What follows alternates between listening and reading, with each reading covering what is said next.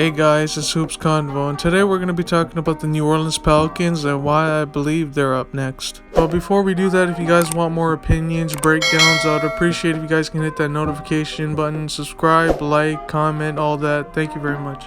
Now, the Pelicans are in a very interesting situation because this is a franchise that's coming off their first playoff berths in 2018. Last season was a little up and down for them, but they ultimately made the playoffs by beating the Clippers in the play-in game. It was a fun young roster led by Ingram and a bunch of other young guys. They added CJ McCollum at the trade deadline, and we saw how fun they looked against the Suns in the playoffs. So now the question remains is what's next, because when you look at their roster and flexibility, they look set up very well for the future. It's arguably the deepest team in the entire NBA right now. They have a very strong 1-3 led by Zion, Ingram, CJ, then it's followed by really solid role players such as JV, Jose Alvarado, Devontae Graham, Herb Jones, a fantastic rookie. The list goes on and on. Like I've said, from 1 to 12, they're a very deep basketball team. Now let's talk about their franchise player, Zion Williamson, a player who I think is going to make a lot of noise next season. The last time we saw Zion fully healthy, he averaged 27, 7, and 4, and he was a force in the paint, the most dominant scorer since Shaq. He's only just 22 years old still, and I believe he has a chance to be a top 5 player in the league one day, if he can stay healthy. It's easy to forget just how good he is because he's missed a lot of time throughout his young career.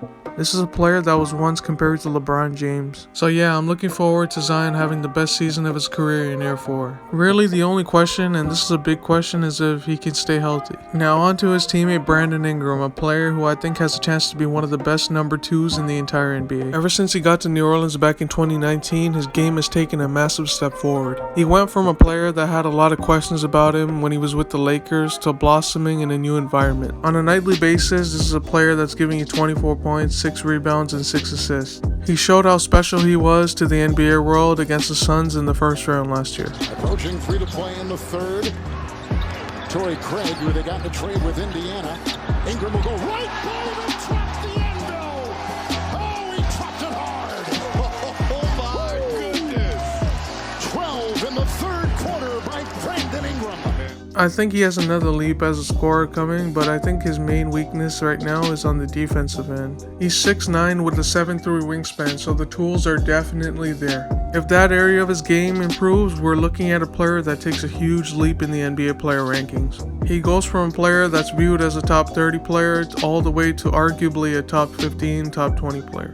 Now I'm going to talk about how good I think they could be next season. It wouldn't shock me at all if they go from a fringe playoff team to a real contender. Like I've already mentioned, they have a strong 1-4 with Zion, Ingram, CJ, and JV with a strong supporting cast. In the last 4 seasons, there's been plenty of examples of a team that went from fringe playoff to all the way to a contender. We've seen this with the Milwaukee Bucks back in 2018 when they were a low-seeded playoff team all the way to the number 1 seed as a real contender. The Phoenix Suns didn't even make the play-in back in 2020, and they made the NBA Finals last year. Or this past season when the Grizzlies went from a fringe playoff team all the way to the second best record in the entire NBA. Now, I'm not saying the Pelicans make that type of leap, but they certainly have that type of potential. The West is going to be very strong next season, but I do believe a top 4 seed is attainable if everything goes right.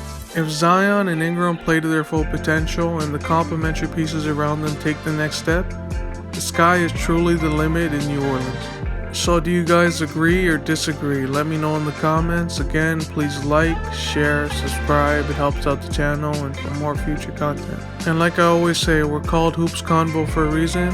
Thanks and take care. You know, it was cool from the outside watching the narrative about the Pelicans sort of shift over the course of the season from what's going on with Zion to, hey, this team's pretty good. That's right. They're playing some defense and they can make a little noise. With that being said, Zion's obviously a big part of the picture moving forward. What kind of intel can you give us? I know you've seen him play a little bit. What do you expect next year? Do you have any sense of it? If we get him back or when we get him back, we won't be just a playoff contender team. We'd be a championship contender team. I really think that. You know, we got young cats that, you know, ready to go at it. You know, we got B.I. playing on a high level, JV. You know, we got some guys that's ready to try to start winning more games.